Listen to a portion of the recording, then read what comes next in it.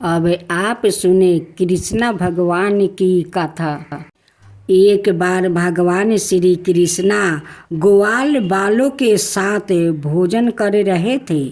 उनके बछड़े हरी हरी घास के लालच में घने जंगल में दूर चला गया। जब ग्वाल बालों का ध्यान बछड़ों की तरफ गया तब वो भयभीत हो गया। उस समय भगवान श्री कृष्णा ने कहा, मित्रों चिंता ना करो, तुम लोग भोजन करो, मैं अभी तुम्हारे बछड़ों को ढूंढ कर लाता हूँ। श्री कृष्णा ग्वाल बालों से इस प्रकार कहकर बछड़ों को ढूंढने चले दिया। उस समय ब्रह्मा जी भी वहाँ उपस्थित थे।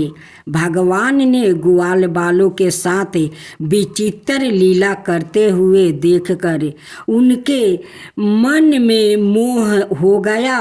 उन्होंने भगवान श्री कृष्णा की परीक्षा लेने के लिए बछड़ों को चुरा लिया और जब भगवान श्री कृष्णा बछड़ों को ढूंढने चल गए तो ब्रह्मा जी ने ग्वाल बालों को चुरा कर किसी गुफे में छिपा दिया।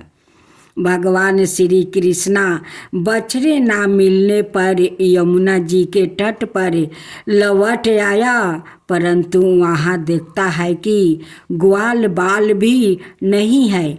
वो तुरंत जान गया कि यह सब ब्रह्मा जी की करतूती है।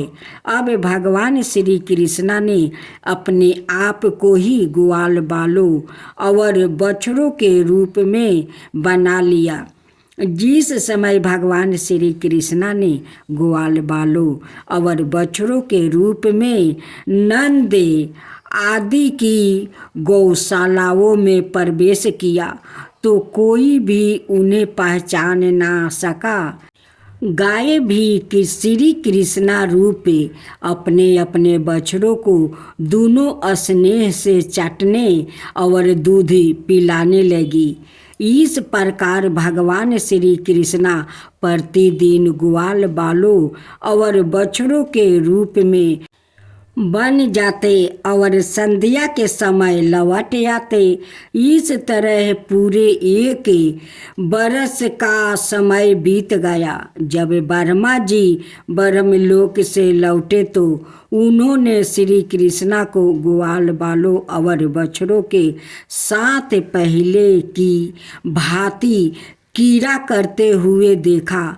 वो सोचने लगे कि ग्वाल बालों और बछड़ों को तो मैंने चुरा कर अपनी माया से अचेत करके गुफों में बंद कर दिया था। वो अब तक वहाँ सो रहे हैं। फिर इतने ही दूसरे बालक और बछड़े कहाँ से आ गया। ब्रह्मा जी अपनी माया से भगवान श्री कृष्णा को मोहित करने चले थे, परंतु सवाए मोहित हो गया। उनके देखते ही देखते सभी ग्वाल बाल और बछड़े श्री कृष्णा के रूप में दिखाई पड़ने लगे। यह अत्यंत आश्चर्यमय दृश्य देखकर ब्रह्मा जी चकित रह गया। वो भगवान श्री कृष्णा के तेज से निस्तेज होकर मौन रह गया। यद्यपि ब्रह्मा जी समस्त विद्याओं के केंद्र है, फिर भी भगवान श्री कृष्णा को समझने में असमर्थ हो गए। उनकी आंखें मूंदी गई। भगवान श्री कृष्णा ने ब्रह्मा जी के असमर्थता को देखकर अपनी माया का पर्दा हटा लिया। तब जाकर ब्रह्मा जी को ब्रह्म ज्ञान हुआ। ब्रह्मा जी ने देखा कि भगवान श्री कृष्णा जैसे पहले ग्वाल बालों और बछड़ों को ढूंढ रहे थे वैसे आज भी ढूंढ रहे हैं। वो अपने हंस पर से कूदकर पेड़ पर चढ़ गया और भगवान श्री कृष्णा चरणों में दंड की तरह गिर पड़े। उनकी आँखों से आंसुओं धारा गिरकर भगवान श्री कृष्ण के चरणों को भिगाने लगी। फिर बड़ी नरमाता से हाथ जोड़कर उन्होंने अपने अपराध के लिए क्षमा मांगी और ग्वाल बालों को बछड़ों को लौटा दिया। अंत में श्री कृष्णा का स्मरण करते हुए ब्रह्मलोक चले गए। अब दूसरा अध्याय। यमुना जी में एक बहुत गहरा कुंड था। उसमें कलिया नाग रहता था। यमुना का जल कलिया नाग के विष की गर्मी से फैलता रहता, यहाँ तक कि उसके ऊपर उड़ने वाले पंछी भी झुलस कर उसमें गिर जाया करते थे। जो भी मनुष्य या पशु वहाँ का जल पीते तुरंत मर जाता था। भगवान का अवतार तो दृष्टों के संसार के लिए ही होता है।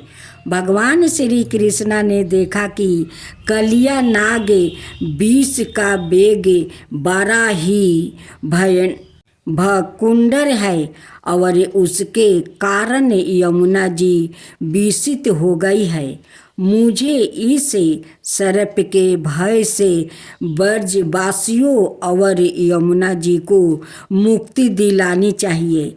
यह सोचकर श्री कृष्णा ऊंचे कदम के वृक्ष पर चढ़ गया और वहाँ से उस विषैले जल में कूद पड़े। जब बालिक नाग ने देखा कि कोई मेरे निवास स्थान में घुस आया है तो वो चिढ़ कर सामने आ गया। उसने देखा कि उसके सामने एक सांवला सोलावना बालक है। उसके पीछे स्थाल पर श्री वस्त्र का चिन्ह है। वो विषैले जल में बिना भयभीत हुए आनंद से खेल रहा है।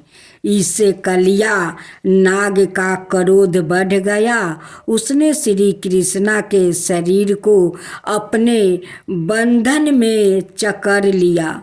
जब गोप गोपियाओं ने देखा कि उनके प्रियमित श्री कृष्णा को कलिया नाग ने जकड़ लिया है तो उनके प्राण मानो कंठ पर आ गया। उनकी आंखों से आंसुओं की झड़ी लग गई। माता यशोदा तो अपने लड़ले लाल के पीछे कलिया दाहे में कूदने जा रही थी, परंतु गोपियों ने उन्हें पकड़ लिया। सांप के शरीर में बांध जाने तो भगवान की एक लीला थी। जब श्री कृष्ण ने देखा कि सारे लोग मेरे लिए दुखी हो रहे हैं तो उन्होंने अपना शरीर फुलाना शुरू कर दिया।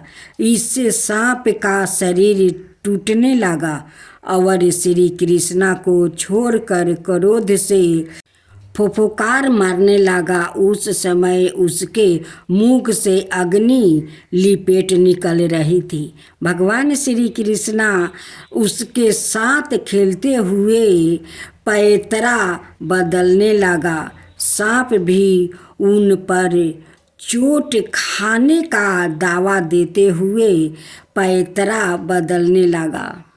अचानक भगवान श्री कृष्ण कूद कर कलिया नाग के फनों पर सवार हो गया और नृत्य करने लगा।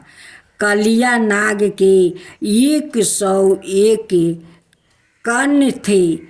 वो जिस कर्ण को उठाता भगवान अपने पैरों की चोट से उसे ही कुचल डालते। इससे कलिया नाग की शक्ति छीन हो गई और वो अपने नाखूनों से खून उगलने लगा। उसका एक एक अंग चूर हो गया। अब उसे जगत के आदि शिक्षक भगवान नारायण की समृद्धि हुई। अपने पति की यह दशा देखकर उसकी पत्नी भगवान की स्तुति करने लगी। कलिया नाग ने भी भगवान की स्तुति करते हुए कहा, प्रभु, हम जन्म से ही दृष्टि और बड़े क्रोधी जीव है। हम आपकी माया के चक्कर में मोहित हो रहे हैं। आप ही हमारे स्वभाव और माया के आदि कारण है। हम आपकी चरण में है। आप अपने इच्छा अनुसार जैसे ठीक समझे हम पर कृपा कीजिए, यह दंड दीजिए। भगवान ने उसे क्षमा कर रमणक द्वीप भेज दिया और यमुना के जल को विषहीन और अमृत के समान मधुर बना दिया। श्री कृष्णा को पाकर ब्रजवासियों के तो मानो प्राण ही लौट आया।